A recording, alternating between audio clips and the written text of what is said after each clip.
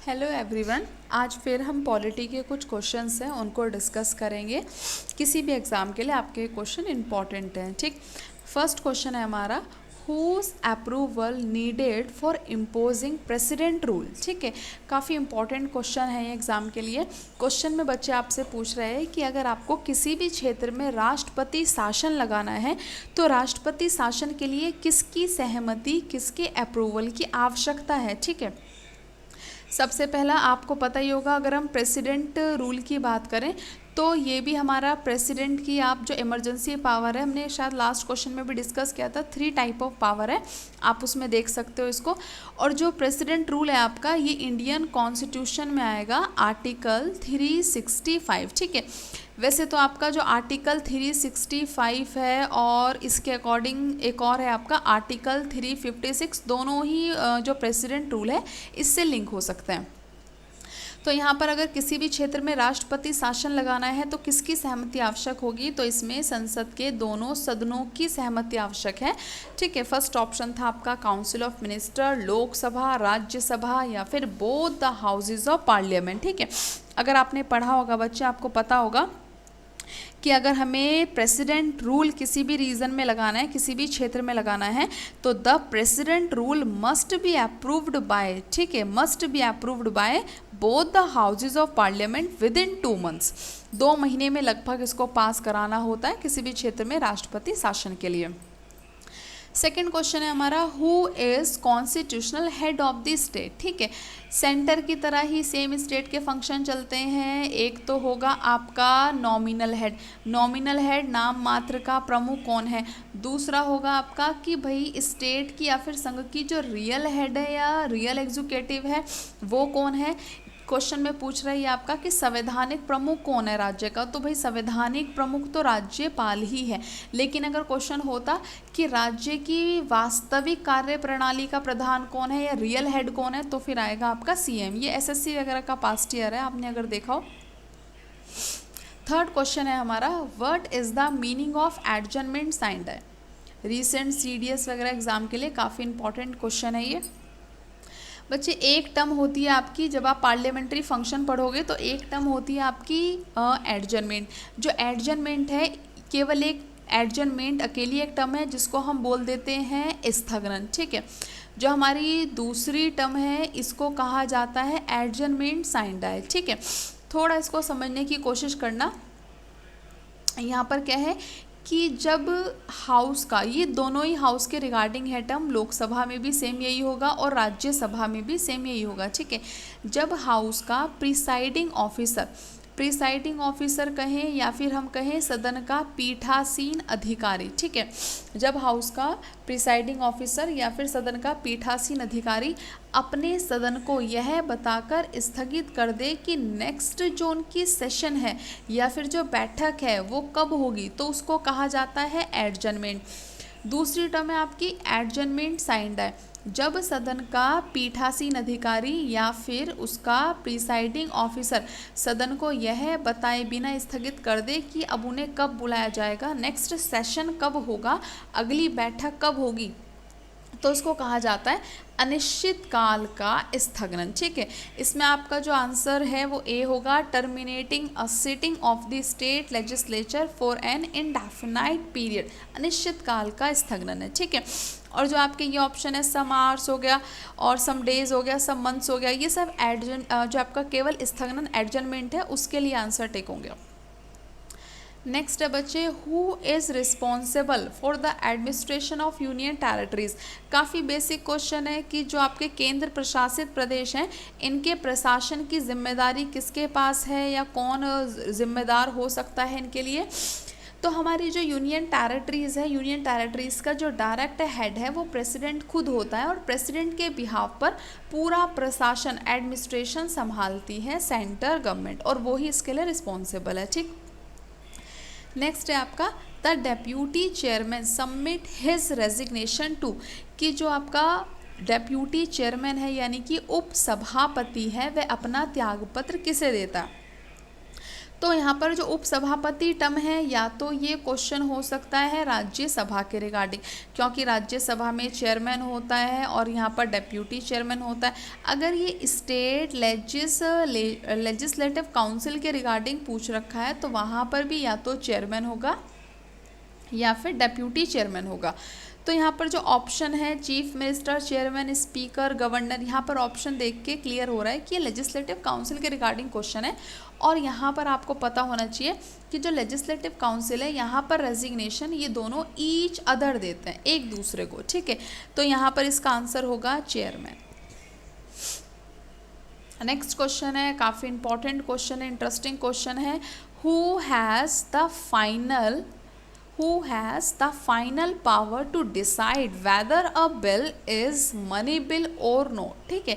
यहाँ पर यह है कि अल्टीमेट किसके पास ये एक अंतिम शक्ति है या किसके पास ये निर्णायक अधिकार होता है कि कौन डिसाइड करेगा कि कोई बिल धन विधेयक है या नहीं।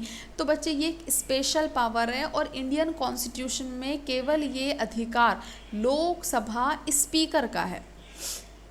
जब भी आपकी मनी बिल की बात होगी, धन विधेयक की बात होगी, तो ये एक स्पेशल पावर है, विशेषाधिकार है लोकसभा स्पीकर का, कि जो लोकसभा स्पीकर है वही डिसाइड करता है कि कोई बिल पर्टिकुलर मनी बिल है या नहीं।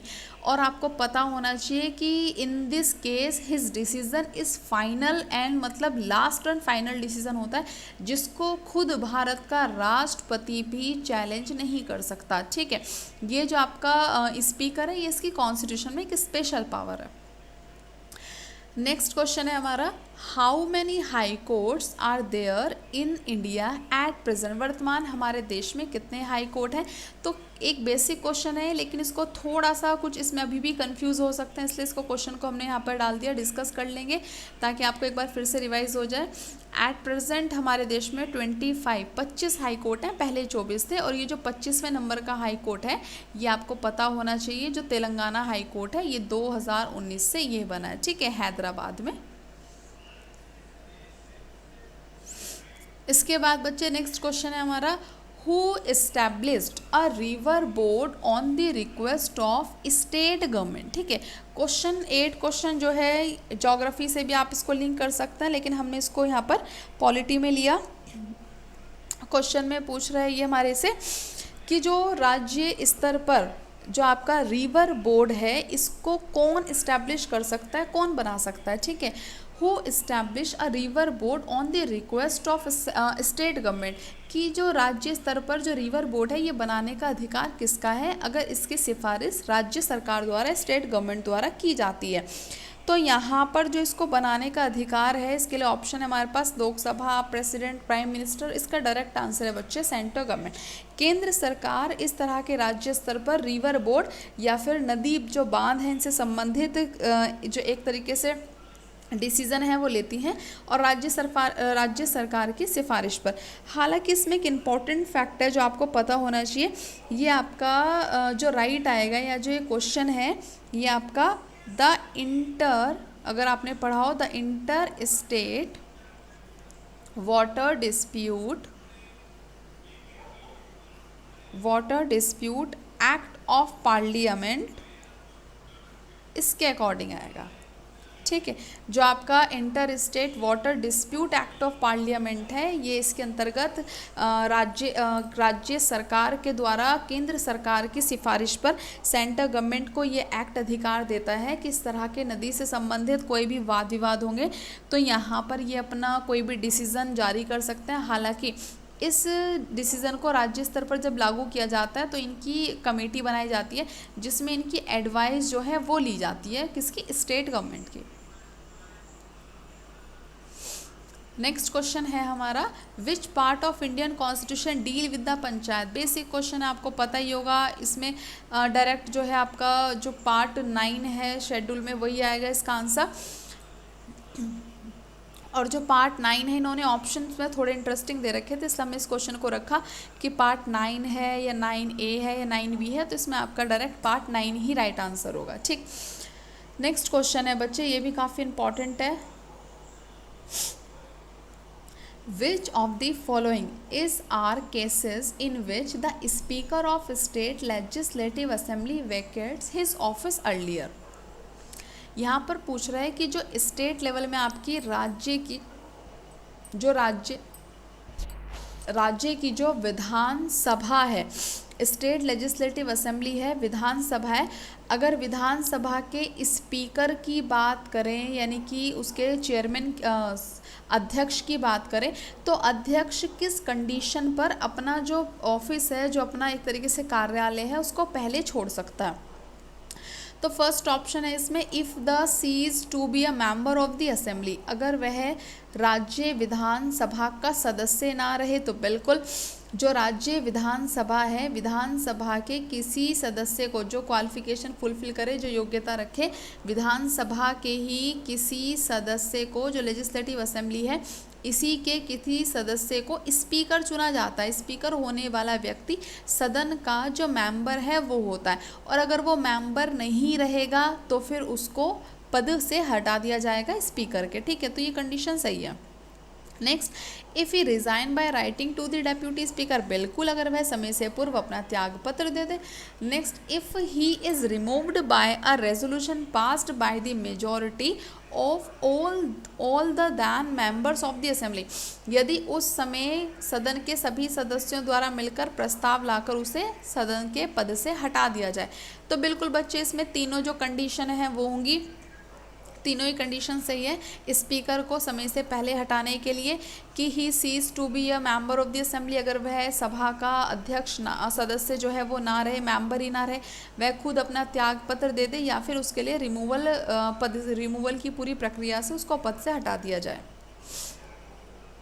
इसके बाद बच्चे नेक्स्ट क्वेश्चन है आपका, नेक्स्ट और लास्ट क्वेश्चन है, the governor consult which of the following in matters of appointment, posting and promotion of district जज।